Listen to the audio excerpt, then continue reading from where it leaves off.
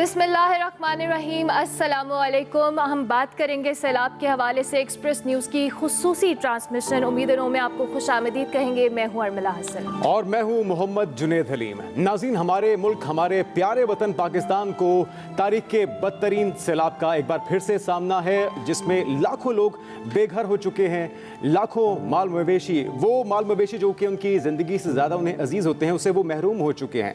Express news हर बार की तरह इस मुश्किल घड़ी में, इस आजमाइश की घड़ी में अपने हमवतनों के साथ है। और इस ट्रांसमिशन का मकसद ये है कि ग्राउंड पे कितने बड़े पैमाने पर तबाही हुई है, लोगों को किस किस्म की इमदाद की ज़रूरत है, और हम बहैसियत पाकिस्तानी उनके हमवतन होने के नाते उनके लिए क्या एफर्ट कर सकते हैं, क्या कोशिश कर सकते हैं, और ऐसे क्या इकदाम किए जा सकते हैं जिससे आइंदा इस तरह की नागहानी आफात से बचा जा सके।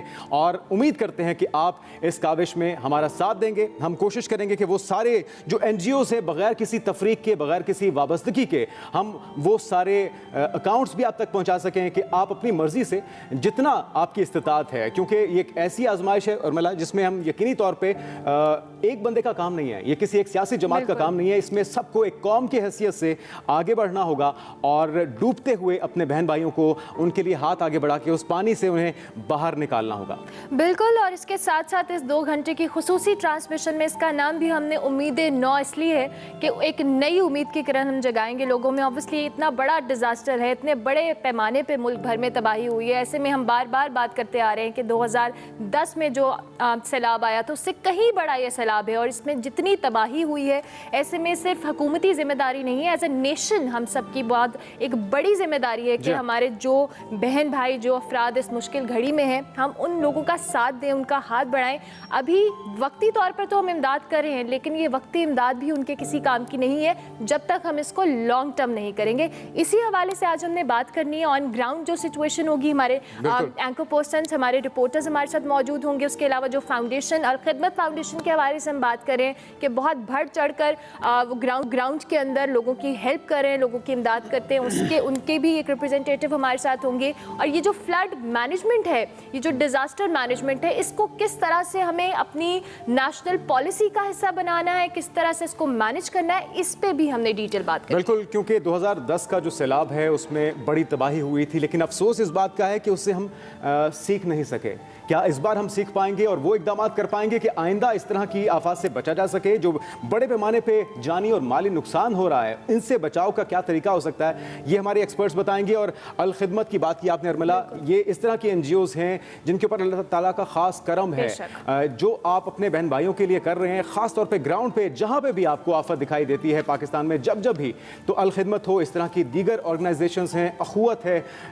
हम एक्सप्रेस न्यूज़ की तरफ से एक हेल्पलाइन क्रिएट की गई है। नंबर, जी हाँ, ये नंबर सारे आपके स्क्रीन पे होंगे, जिसके ऊपर आप ट्रस्ट करते हैं, जिसके ऊपर आप भरोसा करते हैं। मकसद ये है कि जितना भी हो सके कंट्रीब्यूट कीजिए, क्योंकि ये एक टाइम की इन्वेस्टमेंट नहीं है, ये आपको तब तक करना होगा, ये कोशिश और ये काविश तब तक करनी होगी जब तक वो बेघर लोग, जो कि सभी गरीब लोग नहीं हैं, ऐसा नहीं है कि सभी बेघर लोग थे या कच्चे मकानात वाले थे, ऐसे लोग थे जिनके पास शायद करोड़ों रुपए की जायदादें हो, फसलों की सूरत में, मवेशी की सूरत में, लेकिन इस वक्त वो सड़क पर आ चुके हैं। उन्हें आपके सहारे की ज़रूरत है, उन्हें हमारे सहारे की ज़रूरत है, और हमें सबके मिल के इस कार खैर के अंदर हिस्सा डालना है। और पाकिस्तानियों को ये खासा है, क्योंकि चैरिटी के अंदर पाकिस्तानियों के अंदर लाख बुराइयां हो सकती हैं, लाख खराबियां हो सकती हैं, लेकिन चैरिटी, कार खैर वो शोबा है जिसके अंदर पाकिस्तानी पूरी दुनिया के अंदर मशहूर हैं कि वो मुश्किल के वक्त में अपने बहन भाइयों का साथ देते हैं। और इसी काविश को हमने आज के प्रोग्राम में आगे बढ़ाना है। हमारे साथ डॉक्टर मुश्ताक मांगड़ साहब होंगे, वाइस प्रेसिडेंट हैं अल खिदमत फाउंडेशन के। इसके साथ साथ हमारे साथ जो दीगर गेस्ट होंगे उनका भी तारुफ आपसे करवाएंगे। डॉक्टर अहमद अली गुल साहब, जो कि मैनेजमेंट फ्लड के हवाले से किस तरह से जो निज़ाम है पानी की डिस्ट्रीब्यूशन का, किस तरह से इसे बेहतर किया जा सकता है, वो हमें इस हवाले से गाइड करेंगे। फील्ड के अंदर हमारे रिपोर्टर्स, जिस तरह से हमने आपको बताया, जब से ये आफत आई है तब से पूरे पाकिस्तान के अंदर हमारा जो रिपोर्टर्स का वसी नेटवर्क है, वो भी सीनियर एंकर पर्सन्स हैं, जिसमें रहमान अजहर साहब हैं, वो ठट्ठा बतीन के उन इलाकों में पहुंचे हैं जहां तक अभी तक गवर्नमेंट इंतजामिया भी नहीं पहुंच सकी। इमरान सनाउल्लाह हमारे साथी एंकर हैं, वो पिछले एक हफ्ते से ऑन ग्राउंड मौजूद हैं। जनूबी पंजाब के मुख्तलिफ इलाके हों, सिंध के इलाके हों, उन्होंने तमाम इलाकों को कवर किया है, वहाँ के मसाइल अपने नाजरीन तक पहुंचाए हैं और हुकाम बाला तक भी आवाज़ पहुंचाई है, ताकि गवर्नमेंट के लिए, जिस तरह से हमने पहले भी कहा कि ये इतना आसान काम नहीं है। अभी भी बहुत से ऐसे लोग हैं, हज़ारों लाखों लोग हैं जो कि इमदाद के मुंतज़िर हैं, जो रास्ते बंद होने की वजह से वहाँ पर फंस चुके हैं। उन्हें वहाँ से निकालना इस वक्त सबसे ज़्यादा ज़रूरी है और उसके बाद फिर रिहेबिलिटेशन का काम आएगा। फिर उसके बाद उनके जो घर टूटे हैं, मकाना टूटे हैं, उनके जो माल मवेशी डूबे हैं, उस नुकसान को पूरा करने के लिए कोशिश की जा सकेगी। हमारे रिपोर्टर्स भी होंगे, जो रिपोर्टर्स हमारे साथ इस वक्त मौजूद हैं नौशहरा से होंगे शाहजेब खान, मोहम्मद अकरम होंगे कोयटा से, और ये सारा जो सिलसिला है इसको हम बिल्कुल 2 घंटे तक जारी रहेगा। हमारे anchor person Imran Sanaullah, Rahman Azhar, doctor Mushtaq और डॉक्टर अहमद अली गुल हमारे साथ हैं। इन सबको हम खुशामदीद कहते हैं। बहुत शुक्रिया आप सबका। सबसे पहले इमरान सनाउल्लाह, आपकी जानिब आएंगे। आप पिछले 7 दिन से फील्ड में मौजूद हैं। हम वक्तन फ़वक्तन आपसे अपडेट लेते आ रहे हैं। जो भी सूरत हाल थी, कुछ इलाकों के हवाले से आपने बताया कि वहाँ पर जो सिचुएशन है वो बिल्कुल भी जो कह लें बेहतर नहीं है, या हौसला अफजा जिसे हम कहते हैं नहीं है। वहाँ पर पानी भी खड़ा था, दीगर बीमारियों के हवाले से भी। अभी आप राजनपुर में मौजूद हैं, यहाँ आप अपनी ज़रा आंखों देखी सूरत हाल हमें बताएं। आप कुछ बेहतरी आई है? दो कि ये इतनी बड़ी एक डिज़ास्टर की सिचुएशन है, इसमें बेहतरी आने में भी हमें बहुत वक्त दरकार है, लेकिन अभी आप अपनी आंखों से क्या मनाजिर देख रहे हैं, क्या सूरत हाल है? बहुत शुक्रिया आपका अरमला और जुनेद। अपने नाज़रीन को सिर्फ ये बता दें कि राजनपुर का कम से कम 80% जो हिस्सा है वो इस सैलाब से मुतासर हुआ है। और राजनपुर की एक खसूसियत ये है कि ये एक ज़राई इलाका है और यहाँ पर बहुत बड़ी बड़ी फसलें हैं। कपास की फसलें हैं, गन्ने की फसलें हैं, गंदम की फसलें हैं। इसकी पहचान ये है कि राजनपुर जो ज़िला है वो सिर्फ राजनपुर जो है इतनी गंदम पैदा करता है कि पूरे सिंध से ज़्यादा गंदम ये पैदा करता है। पंजाब की ये सारी ज़रूरियात यही ज़िला पूरा करता है और यही ज़िला अभी तक सबसे ज़्यादा मुतासर हुआ है। 1000 इसमें स्कूल हैं जी, और कम से कम 150 से ज़्यादा स्कूल मुकम्मल तौर पर तबाह हो गए हैं। कपास की फसल मुकम्मल तौर पर तबाह हो गई है और कुछ ही 1-2 महीनों के बाद यहाँ पर अब सर्दियाँ भी शुरू होंगी तो अगला इम्तिहान भी उनके लिए मौजूद रहेगा। इस वक्त बहुत अजीब सी सूरत हाल है। यही हम कह रहे हैं लोगों से कि ये RRR का जो है ना कॉन्सेप्ट हमें लेके आगे चलना होगा कि सबसे पहले हमने इनको रेस्क्यू किया, उसके बाद हमने इनको रिलीफ देना है और उसके बाद मरहला आता है रिहैबिलिटेशन का। रिहैबिलिटेशन का मरहला अभी कुछ टाइम के बाद होगा, लेकिन असल मरहला ये है कि इन लोगों का किचन चले, इन लोगों को सेहत की सहूलियात हों, इन लोगों को रहने के लिए जगह मुहैया हो। एक्सप्रेस न्यूज़ लम्हा बलम्हा और कोने कोने में जाकर कवरेज कर रहा है। जिस जगह पर हम मौजूद हैं, ये राजनपुर का वो इलाका है जहाँ पर अभी तक कुछ भी नहीं पहुँचा। मैं दाएं जाने देखूँ तो ये पानी खड़ा हुआ है, यहाँ पर कपास की फसलें बिल्कुल तबाह हो चुकी हैं। बाएं जाने भी फसलें हैं, ये तबाह हो चुकी हैं। गन्ने की फसल यहाँ पर मौजूद है और आपको पता है कि कुछ टाइम तक अगर पानी यहाँ पर भी खड़ा रहा तो गन्ने की फसल भी तबाह हो जाएगी। असल मरहला ये है कि जितने भी ज़राअत से मुंसलिक जी ठीक है इमरान, आप यकीनी तौर पे जिस तरह से बता रहे हैं ये बहुत बड़ा अलमिया है और जिस तरह आप ये भी कह रहे हैं कि अभी तक यहाँ पे इमदाद नहीं पहुँची, ये सबसे बड़ा मसला है कि ऐसे इलाके जहाँ पे पहुँच मुमकिन नहीं हो पा रही। रिपोर्टर्स तो पहुँच रहे हो क्योंकि सोशल मीडिया का दौर है। खुशकिस्मती है कि जहाँ जहाँ पे जो तबाही हुई वो पहुँच तो रही है, लेकिन वहाँ पर पहुँचना रास्तों की बंदिश की वजह से, पानी की वजह से अभी तक मुमकिन नहीं हो पा रहा। रहमान साहब, आप भी जिस इलाके में हैं, ठट्ठा बदीन का वो इलाका जो कि निचले ज़रा नीचे उसकी ज़मीनी सतह से बनावट नीचे है कुदरती तौर पे, और जब भी इस तरह की आफात आती हैं, सैलाब आता है, तो वो सबसे ज़्यादा इससे मुतासर होता है। ग्राउंड पे सूरत हाल क्या देख रहे हैं? कितनी आबादी है और क्या यहाँ पर इमदाद अब तक पहुँच सकी? देखिए, बहुत शुक्रिया। मैं जो इस वक्त जिस इलाके में हूँ, ये इलाका जो है वो कच्चे का इलाका है। अब ये कच्चे का इलाका ये बहुत लंबी चौड़ी एक बेल्ट है, तकरीबन ये 140 किलोमीटर का इलाका है और ये पूरे का पूरा इलाका इस वक्त जो है वो डूब चुका है। तकरीबन ये 450 से 500 से ज़्यादा देहात हैं और ये आपने बिल्कुल ठीक कहा कि ये सारे का सारा जो इलाका है ये डाउन स्ट्रीम है। तो आप यूँ समझ लीजिए, या देखने वालों को मैं बता दूं कि जितना सैलाब आया था, उस सैलाब का जितना पानी था वो अभी तमाम मुल्क के इलाकों से होता हुआ यहाँ पर जो है वो इकट्ठा हो रहे हैं। और अभी इस वक्त जो पानी का बहाव है वो यहाँ पर जो है वो कोटरी के पास 5 लाख से ज़्यादा, 5 लाख क्यूसेक से ज़्यादा जो है वो बहाव है। सक्खर बैराज पे आज सुबह जो रिकॉर्ड किया गया है वो 5,59,000 क्यूसेक का जो है वो सैलाबी रेला जो है वो रिकॉर्ड किया गया है। तो अब ये जितने लोग हैं, ये तमाम के तमाम ये कच्चे के इलाके में जो थे, ये अब उठकर या तो जो है वो जो बंद बना हुआ है उसके ऊपर आकर जो है वो बैठ के या फिर जो है वो कुछ हुकूमत ने जो साइट्स बनाई थी, जो टेंट विलेजेस बनाए थे, वहां पर जो है वो आकर बैठे। तो इनका मसला ये है कि ये वो लोग हैं जिनको पहले आपने, क्योंकि 1 महीना 1.5 महीना पहले जब बारिशें हुई थी तो उस वक्त भी जो है वो इनको इलाका अपना छोड़ना पड़ा था। फिर उसके बाद जो है वो सैलाब, जो समुंदर की तुगयानी की वजह से ठट्ठा का एक हिस्सा जो है वो मुतासिर हुआ था, उस वजह से भी लोग जो है वो डिस्प्लेस हुए थे। और अब ये तीसरी आफत है इन लोगों के ऊपर कि जब इनको सैलाब की वजह से, अब ये पिछले 4-5 दिन से जो है वो यहाँ पर बैठे। इनमें से कुछ लोग जिनसे मैं मिला हूँ जो इन बंदों के किनारे बैठे हुए हैं, वो तो तब से बैठे हुए हैं जब से बारिशें हुई हैं, तो उनको तकरीबन यहाँ पर बैठे हुए 1 महीना हो गया है। तो यहाँ पर मौसम जो है वो भी बड़ा सख्त है, बड़ी तेज धूप है इस वक्त यहाँ पर जो है। और दूसरा इन लोगों का बहुत बड़ा मसला ये है कि ये आबादी है बहुत बड़ी है, 50,000 के करीब जो है वो मुझे यहाँ पर बता रहे हैं डिप्टी कमिश्नर जो थे, उन्होंने बताया कि जो लोग डिस्प्लेस हुए हैं, अब वो 50,000 लोग जो है वो उनके लिए सबसे बड़ा मसला इस वक्त उनके सर पर जो है वो छत या टेंट का होना है।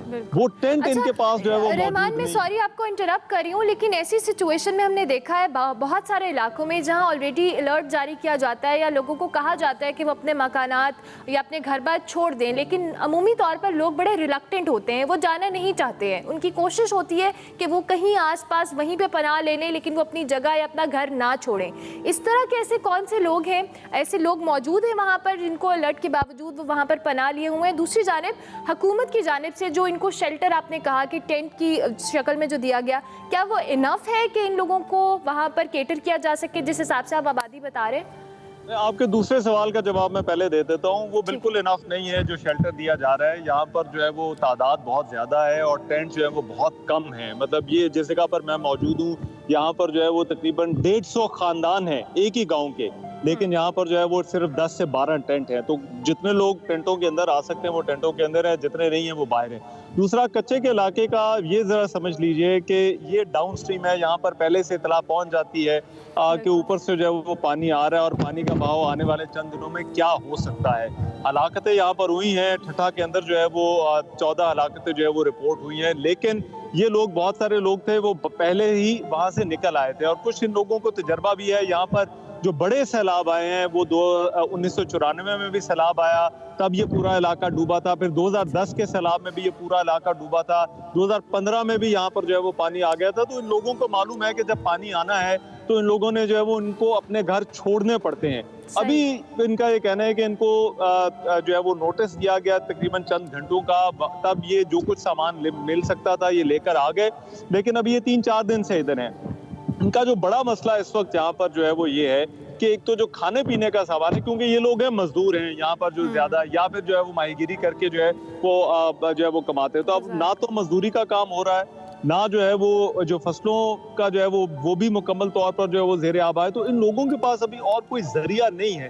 इनके पास सिर्फ एक वाहिद ऑप्शन ये है कि ये यहाँ पर बैठे हैं और यहाँ पर ये इंतजार कर रहे हैं। अब आने वाले चंद दिनों में जो है वो बारिशों की पेशन गोई तो है, लेकिन इन लोगों का ये ख्याल है कि अगर ये बारिशें नहीं होती तो फिर इनकी मुश्किलात हो सकता है कम होंगी, इनके इलाकों से पानी जो है वो निकल जाएगा, तो फिर ये वापस जा सकते हैं। लेकिन अगर ऐसा नहीं होता तो फिर ऐसा लगता है कि इनकी मुश्किलात जो है बहुत ज्यादा बढ़ जाएंगी। एक चीज जरूर हो रही है कि बीमारियां यहाँ पर जो है वो बहुत ज्यादा फैल रही हैं। जो हॉस्पिटल से जो रिपोर्ट्स आ रही हैं वो ये है कि गैस्ट्रो जो है वो यहाँ पर जो है वो बहुत ज्यादा एक कंप्लीट आउटब्रेक जैसी जो है वो सिचुएशन है, बहुत ज्यादा केसेस रिपोर्ट हो रहे हैं। रहमान, हम देख रहे हैं कि आप पिछले कुछ दिनों से जो अपने प्रोग्राम है वो भी कर रहे हैं। आज के प्रोग्राम में आप किन चीज़ों को हाईलाइट करने जा रहे हैं? एक तो हमारे नाज़रीन के लिए ये भी बता दीजिएगा सेंटर स्टेज के प्रोग्राम में, और जो हुकूमती इमदाद का अब तक यहाँ पर ना पहुँचना है, क्या चैलेंजेस हैं, क्यों हुकूमती इमदाद जो मतलूबा चीज़ें हैं, जो इनकी रिक्वायरमेंट है लोगों की, जिस तरह आप दवाइयों की बात कर रहे हैं, टेंट्स की बात कर रहे हैं, ये अब तक ना पहुँचने की वजूहत क्या सामने आ रही है? देखिए, हुकूमती इमदाद का ना पहुंचना तो एक तो उसकी सबसे बड़ी वजह यह है कि ये एक पूरी बेल्ट है। इंटीरियर सिंध का जो इलाका है इसमें ये जो काम, जब लोग अपने घर छोड़ते हैं तो बहुत सारे लोग अपने घरों से दूर नहीं जाना चाहते, तो इसलिए ये जहाँ जहाँ इन्हें जगह मिलती है, जहाँ कोई ऊंचाई मिलती है, वहाँ पर जाकर ये बैठ जाते हैं। अब वहाँ तक हुकूमत को इन तक पहुँचना पड़ता है और उसी में जो है वो मुश्किल आती है कि कुछ जगह पर जो है वो चीज़ें पहुंच जाती हैं, कुछ जगह पर नहीं पहुंचती। देखिए, हमने पहले भी, ऐसे पहले केपी में हमने जो प्रोग्राम किए वहाँ पर भी फोकस यही था कि ये उजागर किया जा सके कि इन इलाकों में ज़रूरत किस चीज़ की है, इन इलाके के लोगों को क्या चाहिए। देखिए, ये आफत तो है बहुत सारे लोग जो है वो मदद करना चाहते हैं, लेकिन इस वक्त सबसे ज्यादा जोर इस चीज पे देने की जरूरत है कि इन इलाकों को इस वक्त चाहिए क्या। केपी के अंदर जिस तरह से मसला था कि वहां पर जो पानी का निकाले जाना वो सबसे बड़ा इशू है। लोग जो है वो वहां पर जो है वो पानी उनके घरों से नहीं निकल रहा, अगरचे बारिशें रुक गई हैं, तो उनका सबसे बड़ा मसला वो था। यहाँ पर जो है वो सबसे बड़ा मसला जो है वो राशन का है और टेंटों का है। ठीक है, क्योंकि बिल्कुल सही। लोगों को ये खाना बड़ी चाहिए। इंपॉर्टेंट चीजें हैं जिनकी आप निशानदेही कर रहे हैं। रहमान के टेंट्स हैं, खुराक है और अद्वियात है, क्योंकि वबाई अमराज फूटने का सिलसिला शुरू हो चुका है। डॉक्टर्स की टीम्स वहां पर भेजी जाएं, ये सारी वो चीजें हैं जो कि इस वक्त की जरूरत है। दूसरा जुनैद, इसमें एक और पॉइंट भी होता है कि जो इलाके से लोग डॉक्टर्स जो हैं वो भी अपने इलाकों में जाएं और वहां पर मेडिकल कैंप्स में वॉलंटियर करें, क्योंकि ये भी बड़ा इंपॉर्टेंट होता है। क्यों इन्हीं इलाकों से लोग अगर जाते हैं तो एट द एंड आपके इलाके के लोगों को आपकी ज़रूरत भी है और आप उस हवाले से काम भी करें। हमारे नुमाइंदगान जैसे हमारे साथ मौजूद हैं शाहजेब और मोहम्मद अकरम, उनसे भी अकरम से भी हम जानेंगे, और साथ में आपके जो डोनेशंस हैं उसकी बहुत ज़रूरत है। जितना ज़्यादा कंट्रीब्यूट करेंगे उतने ज़्यादा लोगों की हेल्प की जा सकेगी। जिस पे आप ट्रस्ट करते हैं, ये तमाम NGOs के नंबर, एक्सप्रेस हेल्पलाइन का ट्रस्ट का नंबर भी आपके सामने चल रहा है। यहाँ पे आप अपनी इस्तिताअत के मुताबिक कंट्रीब्यूट कीजिए। और अकरम से आप बात कीजिए। बिल्कुल अकरम, आपसे हम कोयटा की सूरत हाल जान लेते हैं। कोयटा के हवाले से आप हमें ऑन एंड ऑफ आगाह करते रहे हैं, अभी क्या सूरत हाल है कोयटा में? क्या यहाँ पर जो मुकम्मल रिलीफ रेस्क्यू के मामलात हैं वो अब तक लोगों को जो खाने पीने के हवाले से मुश्किलात थी या इमदाद की सूरत हाल में हुकूमती तौर पर क्या चैलेंजेस हैं अभी तक, या काफ़ी हद तक सॉर्ट आउट हुई ये चीज़ें? जी अर्मिला, बिल्कुल गुज़िश्ता 9 से 10 रोज़ जो है हालिया बारिशों और सैलाब को जो हो चुके हैं, तबाही के मनाजिर जा बजा थे। एक्सप्रेस न्यूज़ कोयटा से बाकायदा तौर पर जैसे मुल्क से दिखा रहा था, इसी तरह यहाँ से भी तबाही के मनाजिर हम गाए बगाए दिखा रहे थे। लेकिन मैं इस वक्त जिस जगह पर मौजूद हूँ कोयटा का, वो गुंजानाबाद इलाका नवा किली का मलिक टाउन है, जहाँ पर तबाही के मनाजिर जा बजा नज़र आ रहे हैं। रिलीफ का काम कोई शुरू नहीं हुआ। PDM में जो है ज़िली हुकूमत पे मलबा डाल रही है, ज़िली हुकूमत जो है ना दीगर अदारों पे मलबा डाल रहे हैं, कोई रिलीफ का काम यहाँ पे शुरू नहीं हुआ। अर्मिला, जिस जगह पे मैं खड़ा हूँ ये मलिक टाउन है, इसको हमने ही रिपोर्ट किया था। हम यहाँ पर आए थे, एक्सप्रेस न्यूज़ ने यहाँ पे रिपोर्ट बनाई और बाकायदा तौर पर जो TV पे चला कि ये वो पेंशनर्स थे जिन्होंने सरकारी हुकूमत को और हुकूमत को बाकायदा तौर पर अपने 40 साल ज़िंदगी के दिए, खिदमत अंजाम दी, उन्होंने जो जमा पूंजी थी उससे यहाँ पर मकान बनाए, वो सैलाब उनके पक्के मकानात को लेकर चला गया। जिस जगह पे मैं खड़ा हूँ ये गलियां थी, ये कोई चटियाल मैदान नहीं है। मेरे अकब में आप देख रहे हैं कि यहाँ पर अब भी लोग अपनी मदद आपके तहत जो अपने बोसीदा मकानों को किसी तरह से बनाने की कोशिश कर रहे हैं। PDMA के हुकाम ने इनको एक खैमा तक नहीं दिया। यहाँ से चंद कदम के फासले पर यहाँ पे एक खातून बैठी थी जिनका एक खामिद है, वो जो है शुगर का मरीज है, ब्लड प्रेशर का मरीज है, उनका मकान सफ़ाए हस्ती से मिट चुका है। वो सिर्फ यहाँ पर एक कालीन के ऊपर बैठे हुए हैं, वो इमदाद मांग रहे हैं, वो दाद रसी के मतलाशी हैं। ना सूबाई हुकूमत उनकी कोई इमदाद कर रही है, ना PDMA कोई उनकी इमदाद कर रही है, वो अपनी मदद आपके तहत यहाँ पर बैठे हुए हैं। ऐसे ही कई खानदान कोयटा शहर के मुख्तलिफ इलाकों के भी हैं। बरूरीन में ये सूरत हाल है, हन्ना उड़क में भी ये सूरत हाल है, और मोहम्मद अकरम, कोयटा में ओवरऑल जिस तरह से पहले चंद दिन हमने बात की थी कि मुश्किलात हैं इमदाद की शक्ल में, अभी तक सूरत हाल कुछ मुख्तलिफ हमें नज़र नहीं आ रही। लेकिन जिस तरह से आपने कहा हुकूमती और NDMA भी उस तरह से इमदाद नहीं कर पा रही, लेकिन स्टिल बहुत सारी NGOs हैं जो काम करने की कोशिश कर रही हैं। हम इस ट्रांसमिशन में आपको बार बार इस बात की रिक्वेस्ट करेंगे कि मुख्तलिफ NGOs जो मुख्तलिफ तौर पर और अपने अपने तौर पर काम कर रही हैं, आप प्लीज़ ज़रूर कॉन्ट्रीब्यूट करें, चाहे 10 रुपये करें, चाहे 100 रुपये करें, चाहे 1000 रुपये करें, जितनी आपकी इस्तेताअत है ज़रूर कंट्रीब्यूट करने की कोशिश करें। अकाउंट्स नंबर आपकी TV स्क्रीन पर है, के नाम बिल्कुल, और उनके नंबर्स आपके स्क्रीन के ऊपर, हमारी स्क्रीन के ऊपर चल रहे हैं, जिसके ऊपर आप समझते हैं कि आपका भरोसा है, उनको आप ख़ैर खैर में हिस्सा डालिए। और इसके अंदर अल खिदमत फाउंडेशन है, अखुवत है, आर्मी रिलीफ फंड है, प्राइम मिनिस्टर रिलीफ फंड है, CM रिलीफ फंड है, और इसी तरह से एक्सप्रेस की भी ये कोशिश है कि वो अपने नुमाइंदगान के ज़रिए आप तक तमाम हक़ाइक़ तो पहुँचा रहा है। साथ में इस कार्य खैर के अंदर भी अगर आप हिस्सा डालना चाहें तो इन नंबर्स के ऊपर रब्ता करके अपनी कंट्रीब्यूशन शामिल कर सकते हैं। एक ब्रेक लेते हैं मुख्तसर, और उसके बाद इस सिलसिले को आगे बढ़ाएंगे। ब्रेक के बाद नाज़रीन आपको एक बार फिर से एक्सप्रेस न्यूज़ की खुसूसी ट्रांसमिशन उम्मीदें 9 में वेलकम कहेंगे और उम्मीद करते हैं कि इस ट्रांसमिशन से हम अपने उन बहन भाइयों की मदद कर सकेंगे जो कि इस वक्त हमारी मदद के मुंतज़िर हैं। नौशहरा में भी बड़े पैमाने पर तबाही हुई है, वहाँ पे हमारे नुमाइंदे शाहजेब मौजूद हैं, उनसे वहाँ की सूरत हाल जानते हैं और फिर जो हमारे स्टूडियोज़ के गेस्ट हैं उनसे गुफ्तगू के सिलसिले को आगे बढ़ाएंगे। शाहजेब, आप से देख रहे हैं कितनी बड़ी तबाही हुई और इसकी तबाही के बाद जो रिहेबिलिटेशन का अमल है क्या वो स्टार्ट हो सका? रिलीफ का ऑपरेशन है वो कितना मौसर तरीके से जारी है यहाँ पे? बिल्कुल जुनेद, अगर नौशहरा की बात की जाए तो खैबर पख्तूनख्वा में नौशहरा और डीआई खान कालाम ये 3 अजला जो हैं ये यहाँ पे सबसे ज़्यादा तबाही हुई है। सैलाब ने इनको सबसे ज़्यादा मुतासर किया है। अगर यहाँ पे देखा जाए तो 2,30,000 अफराद जो हैं सैलाब की वजह से बेघर हुए हैं और उनके जो हैं जो मकान हैं या उनका जो इंफ्रास्ट्रक्चर है वो तबाह हुआ है।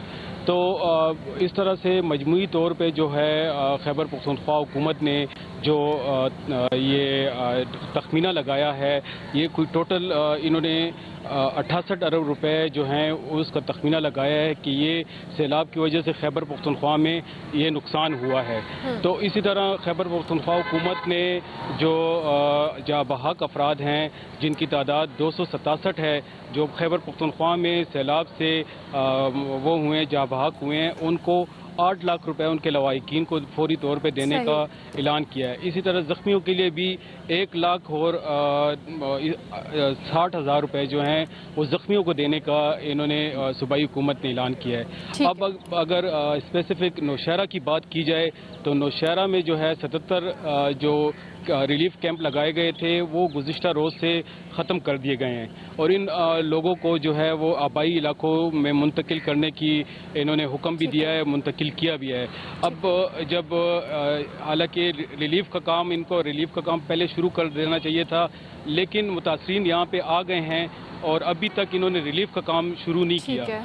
तो जो मुतासरीन हैं वो रोडों पे हैं, सड़कों पे ख़वातीन हैं, बच्चे हैं, उनके साथ वो तपती धूप पे जो हैं वो यहाँ पे बैठी हुई हैं। हम ये वैसे बड़ा अलमिया हमारी टीम मौजूद है। जिस तरह से शाहजेब आप बता रहे हैं, बहुत शुक्रिया आपने सूरत हाल से आगाह किया कि एक तो हम वो बर वक्त इकदाम भी ना कर सके जो कि हमें इंडिकेशन करनी थी कि पेशन गोई है, फोरकास्ट मौजूद था कि इतने बड़े पैमाने पर बारिशें हो सकती हैं, तबाही हो सकती है, वो इकदाम भी बर वक्त ना कर सके और उससे बड़ा अलमिया ये कि रिलीफ के इकदाम में भी सुस्त रवि का मुजाहरा देखा जा रहा है। बिल्कुल, और उसके साथ साथ जो रिलीफ के कैंप्स लगाए थे हमारे शाहजेब जो नुमाइंदे वो बता रहे हैं कि वो भी ख़त्म कर दिए गए हैं। हमारे साथ अल खिदमत फाउंडेशन के हवाले से नायब सदर डॉक्टर मुश्ताक मांगट साहब मौजूद हैं। डॉक्टर साहब, ऑब्वियसली हमने देखा है अल खिदमत 1990 से जैसे हम बात कर रहे हैं कि इस तरह के कई डिज़ास्टर आपकी जो फाउंडेशन है उसने देखे भी हैं, रेस्क्यू भी किया है, लोगों को रिलीफ भी दिया है। हर साल इस हवाले से पेशगोई की जाती है। एक ऑब्वियस सी बात है कि बारिशें होनी है, सैलाब आने हैं और इक़दामात के हवाले से हम देखते हैं तो हम शायद जहां पहले 30 साल या 40 साल पहले खड़े थे अभी भी हम वहीं पे खड़े हैं, शायद उससे भी गई गुजरी सूरत हाल है। तो क्या वजह है डॉक्टर साहब, आप लोग चूंकि जिस तरह से अल खिदमत फाउंडेशन वहाँ पे काम करे, क्या वजूहात आप देखते हैं? कोई ऐसे चैलेंजेस हैं या हमारी प्लानिंग ही नहीं है इसको लेके? बहुत बहुत शुक्रिया जी। इसमें सवाल आपका काफ़ी जो कई जवाब मांगता है, लेकिन मैं इसके 1-2 पहलू ही आपके सामने रखना चाहता हूँ। पहली बात यह है कि ये जो नुकसान हुआ है ना, ये 3 तरह के पानी से होता है। एक तो दरिया का पानी है कि जैसे बहुत ज़्यादा पानी इकट्ठा हो गया और वो 5-6 लाख का रेला कहीं से गुजरता है तो आपको नुकसान पहुँचाता है। दूसरा ये कि पहाड़ों से पानी जो है ना वो इकट्ठा होता है और फिर वो बहुत ज़्यादा तेज़ी के साथ इकट्ठा होकर नीचे उतरता है, तो जो भी उसकी चीज़ सामने आती है उसको तबाही करता है। फिर तीसरा जो है ना वो शदीद बारिशें होती हैं, तो बारिशों में जो कच्चे घर होते हैं, जो कमज़ोर घर होते हैं, तो उनका लोकली एक नुकसान होता है। तो जो तीनों तरह के नुकसान जो हैं, इन तीनों तरह के नुकसान के लिए अलग अलग से एक मनसूबाबंदी की ज़रूरत है। लेकिन मैं सिर्फ आपके इस प्रोग्राम के ज़रिए, जिसका मैं आपका बेहद शुक्रगुजार भी हूँ कि आपने उम्मीदें 9 के नाम से ये काम शुरू किया, और मैं आपका ख़ुसूसी तौर पर इसलिए भी शुक्रिया अदा करना चाहता हूँ कि जब पिछले हफ्ते मैं राजनपुर में था तो आपकी टीम भी सबसे पहले राजनपुर पहुँचने वालों में हमारे साथ थी, बल्कि उससे आगे वो तौसा शरीफ तक भी ये लोग आपके लोग गए थे और आपने वहाँ पर जाकर और वो एक्सपीरियंस भी शो कीजिएगा जहाँ पे कुछ लोग फंसे हुए थे, एक बंद की ज़रूरत थी, वो तजुर्बा अगर आप हमारे नाज़रीन के साथ शेयर कर सकें। इसमें ना मैं आपकी जो सब ज़रूरत पूरी बात करते हुए हम रास्ते में आ रहे थे तो वो मतलब एक आप ये समझें कि ज़िंदगी का एक नाकाबिले फरामोश वाक़या था कि भी वहाँ पे रोड कोई गुजर रही है और उसका बंद जो है ना वो 3 दिन से टूट रहा है और आखिरी 4-5 फुट बंद रह गया है और वो टूट जाएगा। और वहाँ पर वो लोग मिन्नतें कर रहे हैं कि जहाँ पिछले कई दिनों से कह रहे हैं कि सरकार आए यहाँ पर आकर वो जो है ना वो गार्डर लाए, कोई पत्थर रखे, क्योंकि हम तो ज़्यादा इर्द गिर्द से अपने ट्रैक्टरों से मिट्टी रख सकते हैं, घरों को, फसलों को बचा सकें वो लोग। और उन्होंने कहा ये मेरे पास 3 लाख रुपया था वो हमने खर्च कर लिया। अगर ये बंद टूट गया तो 7,000 एकड़ जो है ना ज़मीन पर हमने इमीडिएटली उनको 50,000 रुपया दिया। वो बड़े खुश हुए, उन्होंने ना फटाफट अपनी ट्रालियाँ ली और वहाँ पर तो उन्होंने डॉक्टर साहब इस तरह तो कई ऐसी जगह होंगी जहाँ पे अगर बर वक्त उस लोगों को फैसिलिटेट किया जाता बचाया तो जा बहुत सकता था, सारी चीज़ों को बचाया जा नुकसान को सकता है। भी, जिस तरह से इंसानी हमारी जानों को भी। ज़राई फसल भी तबाह हुई है, अगर हम फसलों के हवाले से ही बात करें। आपकी बात दुरुस्त है जी। असल में जो प्रिकॉशनरी मेजर्स हैं ना जी, आफत तो रब की तरफ से है, लेकिन हमें तो हुक्म सिर्फ अपने इंतजाम करने तक ही है। तो जो हमारे इंतजाम के उसमें 3 बहुत बड़े कसूरवार हैं। एक कसूर तो हमारे इंफ्रास्ट्रक्चर का, उसको छोड़ते हुए 3 बड़े इसके अंदर ऐसे लोग हैं जो कसूरवार हैं। पहली कसूर तो हुकूमत पाकिस्तान का, रियासत का है, वो ज़िले की हो, सूबे की हो, कुछ भी हो, जो उन लोगों को उन पानी के रास्तों के ऊपर मकान बनाने की इजाज़त देती है, फिर उनको बिजली, गैस, पानी सारा कुछ देती है, उनकी रजिस्ट्री भी करते हैं, उनसे पैसे भी लेते हैं, यानी इलीगल काम करने के लिए पूरा फैसिलिटेट करती है। फिर वो वहाँ पर वो लोग हैं जो उन आम ज़रूरी ज़मीन को आबादियों में तब्दील करते हैं। वो ठेकेदार हैं, कुछ हैं, और उनको कुछ नहीं पता कि भी यहाँ से पानी गुजरना है नहीं गुजरना। वो मैं जाता हूँ, वो कहते 30 साल से पानी नहीं आया। पानी का कोई टाइम टेबल तो नहीं है ना कि अगले साल नहीं आएगा, किसी साल। तीसरा वो लोग भी हैं कि जब हम छोटी सी चीज़ लेते हैं, मैं कहता हूँ मिसाल देता हूँ कि आलू खरीदते भी 6 दफ़ा उठाकर देखते हैं, तो आप पूरी ज़िंदगी की कमाई एक ऐसे नाले के ऊपर जगह लेकर लगा रहे हैं जहाँ से किसी वक्त इसका कोई भरोसा नहीं कब तबाह हो जाए। बिल्कुल, ये बड़े अहम शोबे हैं, बहुत अहम मामलात हैं जिसके ऊपर सबकी तवज्जो होनी चाहिए। इस पर मजीद भी आपकी रहनुमाई लेंगे। डॉक्टर अली गुल साहब, आप किस समझते हैं, आपकी एक्सपर्टीज से हम किस तरह से फ़ायदा उठा सकते हैं? जो माजी में नुकसान हुए उसे तो हम सबक नहीं सीखे, लेकिन आज जिस आफत से हम गुजर रहे हैं, आइंदा इससे कम नुकसान हो सके, जानी माली तौर पर क्या होना चाहिए? आपका जुनैद बहुत वैलिड पॉइंट है यहाँ पे। जैसा मांगट साहब कह रहे थे कि 3 किस्म के हमारे पास अप्रोचेस या 3 किस्म की फ्लडिंग हमने देखी हैं, और इसके ऊपर हम अगर हम गवर्नमेंट के पॉइंट ऑफ व्यू से देखें, जिस तरह आपने कहा कि उसका सबसे ज़्यादा कसूर आपने गवर्नमेंट के ऊपर भी इल्ज़ाम डाला, और वो बिल्कुल दुरुस्त है, क्योंकि हर साल हम प्लानिंग करते हैं, हम हर साल प्री फ्लड प्लानिंग करते हैं। एक मीटिंग होती है, तमाम हमारे स्टेक होल्डर्स आते हैं, और वो मानसून के बाद एक और मीटिंग होती है, उसमें हम देखते हैं कि कितना हमारा नुकसान हो जाता है। और इन दोनों मीटिंग्स के अंदर इट्स रियली इंपॉर्टेंट टू सी कि एक्चुअली किस तरह की प्लानिंग की गई थी उस सैलाब से निपटने के लिए, क्योंकि हर साल का ये हमारा एक इवेंट है जिसकी हमें पता है कि इस वक्त बारिशें होनी है, कोई अनहोनी बात नहीं है, कोई इसमें सरप्राइज़ नहीं है। एवरी ईयर वी नो कि इस तरह होना है। तो हमारी उसमें किस तरह की प्लानिंग थी, और उन प्लानिंग में यानी वो कागजों तक रही या वो एक्चुअली ऑन ग्राउंड हम उसको इम्प्लीमेंट नहीं किया ऑन ग्राउंड कर सके। अच्छा डॉक्टर अहमद, ऑब्वियसली थोड़ा सा मैं आपको इंटरप्ट करूंगी, हमने क्लाइमेट चेंज को भी यहाँ पे ज़रूर टच करना है। ऑब्वियसली नासा ने भी रिपोर्ट जारी की जिसमें उन्होंने कहा कि पाकिस्तान के लिए ये आइंदा आने वाले साल इससे मजीद सवेयर होंगे इस तरह के डिजास्टर को लेकर। पाकिस्तान दूसरा बड़ा मुल्क है जहाँ पे सबसे ज़्यादा ग्लेशियर्स हैं। तो इस सारी सूरत हाल में डॉक्टर अहमद आपको क्या लगता है कि हमारा क्लाइमेट चेंज पे क्या फोकस है? दो कि हम उन ममालिक में हैं जो कंट्रीब्यूट नहीं कर रहे उस तरह से, लेकिन इफेक्ट होने में या इम्पैक्ट आने में हमारा सबसे ज़्यादा जो है पाकिस्तान इसमें इफेक्ट हो रहा है। तो आप क्या समझते हैं किस तरह के शॉर्ट टर्म गोल्स को अगर हम अचीव करके लॉन्ग टर्म प्लानिंग की तरफ जाए तो वो क्या हो सकता है? मेरा बहुत पर्टिनेंट और बहुत इंपॉर्टेंट सवाल है ये। इस वक्त हम सबको सोचना है, स्पेशली हमारे जो पॉलिसी सर्कल्स हैं उनको इस बारे में सोचना चाहिए कि हम अभी क्लाइमेट इनइक्वालिटी कहते हैं, जिस तरह हमारी कंट्रीब्यूशन ग्रीन हाउस गैसेस में कम है लेकिन हम उसे इम्पैक्ट बहुत ज़्यादा हो रहे हैं। इससे आगे निकल के, विक्टिम माइंडसेट से निकल के हमने ये सोचना है कि हमने अपने आप को बचाना कैसे। क्लाइमेट अडेप्टेशन के अंदर बहुत सारे ऐसे गरीब ममालिक हैं, डेवलपिंग कंट्रीज़ हैं। बांग्लादेश की हम एग्जांपल हमने उस दिन भी दी थी कि उन्होंने अपने आप को बहुत ज़्यादा मेहनत करके प्रोटेक्ट किया है, अपने आप को रेजिलिएंट बनाया है, अपनी कम्युनिटीज़ को रेजिलिएंट बनाया और कम्युनिटीज़ के साथ मिल के काम किया है। हम अपनी कम्युनिटीज़ के साथ हम देख सकते हैं कि जिस तरह इस वक्त हम देख रहे हैं कमर शदात कोट, दादू और बहुत सारे बलूचिस्तान के इलाके हैं जहाँ पे प्राइवेट प्रॉपर्टी भी तबाह हो गई है, घर तबाह हो गए हैं, फसलें तबाह हो गई हैं, और साथ साथ हमारा हुकूमत का जो इंफ्रास्ट्रक्चर है वो भी तबाह हो गया। तो क्या ये पहले भी कई दफ़ा हुआ है, कई ऐसे इलाके हैं जहाँ पे तकरीबन हर दूसरे तीसरे साल इस तरह की सिचुएशन बनती है और वहाँ पे हुकूमत का इंफ्रास्ट्रक्चर भी तबाह होता है। तो फ्लड रिस्क मैनेजमेंट एक बहुत इतना कोई कॉम्प्लिकेटेड सब्जेक्ट नहीं है, it's very easy to integrated with in development plans. हम अभी जब रिकंस्ट्रक्शन करेंगे, अभी हमारा रिहेबिलिटेशन का प्रोसेस होगा, वही स्कूल दोबारा बनाएंगे, डॉक्टर अहमद, हम इसको बात को कंटिन्यू भी करेंगे। हम चाहेंगे क्योंकि हमारे एंकर पर्सन रहमान नज़र भी हमारे साथ मौजूद हैं, उनसे भी इस हवाले से रहमान आप कुछ ऐड ऑन करना चाहें, क्योंकि आपने भी ऑब्वियसली अपने प्रोग्राम्स के अंदर पिछले माजी में भी आप काफ़ी अरसे से ऑन ग्राउंड सिचुएशन को भी कवर करते आ रहे हैं। आपने देखा होगा माजी में भी कई ऐसे वाक़यात होते हैं, कई ऐसे डिज़ास्टर आते हैं, लेकिन हम उससे कुछ लर्न नहीं करते। इनफैक्ट अब तो सिचुएशन हमें लग रहा है कि बद से बदतर होती चली जा रही है। तो इसमें आप कुछ ऐड करना चाहें? नहीं, हमारा सबक क्या है? हमने यही सबक सीखा है कि सैलाब आएगा, हम बाहर से कुछ और पैसे मांग लेंगे, बाहर के लोगों से कुछ और पैसों की जो है वो उनके सामने जो है वो रिक्वेस्ट करेंगे, वो हमारी कुछ इमदाद कर देंगे, जिसके बाद हम जो है वो यहाँ पर लोगों की इमदाद कर देंगे। यही हमने, मेरा ख्याल है हमने 2010 में मैं फ्लड्स कवर कर रहा था, उस वक्त भी जो है वो यही था। 2013-14 में फ्लड्स आए, उस वक्त भी जो है वो यही चीज़ थी। इसके अलावा तो हमने और कोई सबक नहीं जो है वो सीखा। या आप यकीन कीजिए, यहाँ पर ये मैं अपने सियासतदानों से और लोगों से ये रिक्वेस्ट करना चाहता हूँ कि यहाँ पर आके देखें तो सही कि लोग जो है वो किस हाल के अंदर है, किस तरह से रह रहे हैं। ये लोग नहीं आपकी तकरीरें सुनते जो आप शाम को जो है वो करते हैं। इन लोगों को कोई फ़र्क नहीं पड़ता कि IMF से मुआहदा कौन तोड़वा रहा है और कौन जो है वो करवा रहा है। इन लोगों को राशन चाहिए, इन लोगों को खाना चाहिए, इन लोगों को टेंट चाहिए जो इनके सरों पर जो है वो, ताकि ये अगले आने वाले 4-5 दिन और एक हफ्ता जो है वो गुजार सके। ये लोगों की रिक्वायरमेंट्स हैं, ये लोगों की रिक्वायरमेंट है। और ये रिक्वायरमेंट हम आपके तवज्जो से, एक्सप्रेस न्यूज़ इन तमाम माहिरीन के तवज्जो से हुकाम बाला तक भी पहुंचा रहा है। मुखय्यर हजरात से भी गुजारिश है कि खुदारा इस मुश्किल घड़ी में, जिस तरह से लोग पहले भी कर रहे हैं, जिस तरह से मैंने पहले भी जिक्र किया कि पाकिस्तानियों को यह खासा है कि मुश्किल और आजमाइश की घड़ी में उन्होंने हाथ थामा है अपने हमवतनों का, और इस वक्त भी इसी तरह की सूरत हाल है। और लेकिन तबाही पहले से बहुत ज़्यादा बड़ी है।